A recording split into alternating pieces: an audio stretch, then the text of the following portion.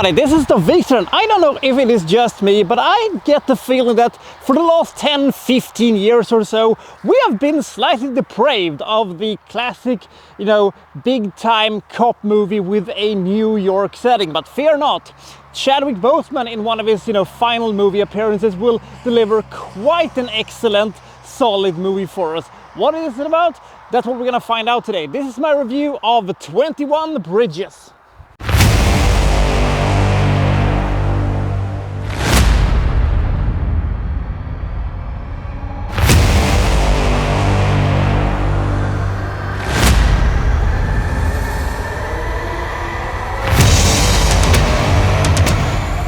So we have two guys who is going to rob this place where the info says that there are 30 kilos of cocaine. So they bust into the place but find out that the info has been slightly wrong. There are 300 kilos of cocaine in this place.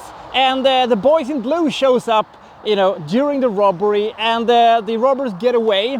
But having left behind a bunch of dead police officers, this does not sit well with the NYPD.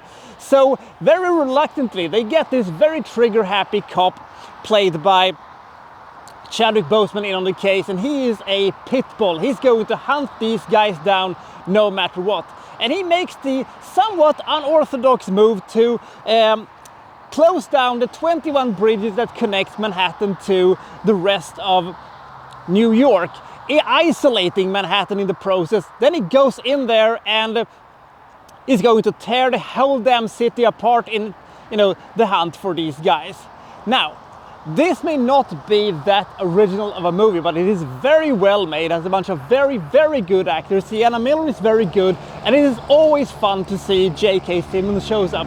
Whenever J.K. Simmons shows up in a movie, he elevates it just by his amazing presence, and Chadwick Boseman is excellent also.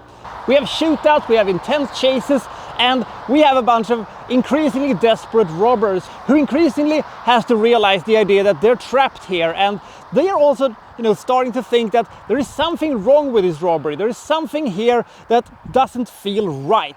The same thing can be said for Chadwick, who more and more discovers that there is something wrong with this entire setup. This entire scenario stinks, and he's not afraid of stepping on a few sensitive toes in order to dig up the truth about this thing. So that's essentially what this movie is about. Not a, horrendously original concept, but the execution is so great. The intensity is so great, as I said. And 95 minutes is perfect for this movie, almost. I'll get to that in a second.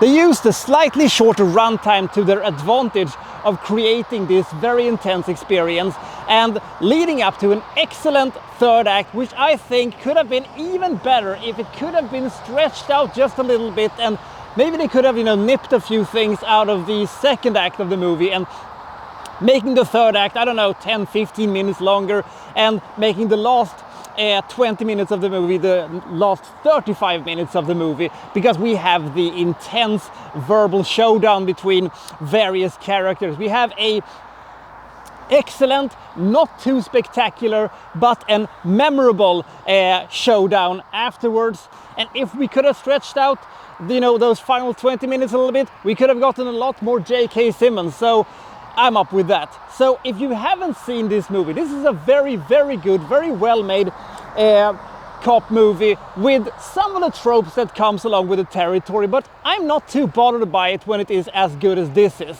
You could make the argument that this movie is not terribly memorable, but on the other hand, you're getting a hell of a ride while it lasts. An intense, well-made cop movie with great acting, some pretty good production value, and a couple of great action sequences to top off things. I give this movie 72 points.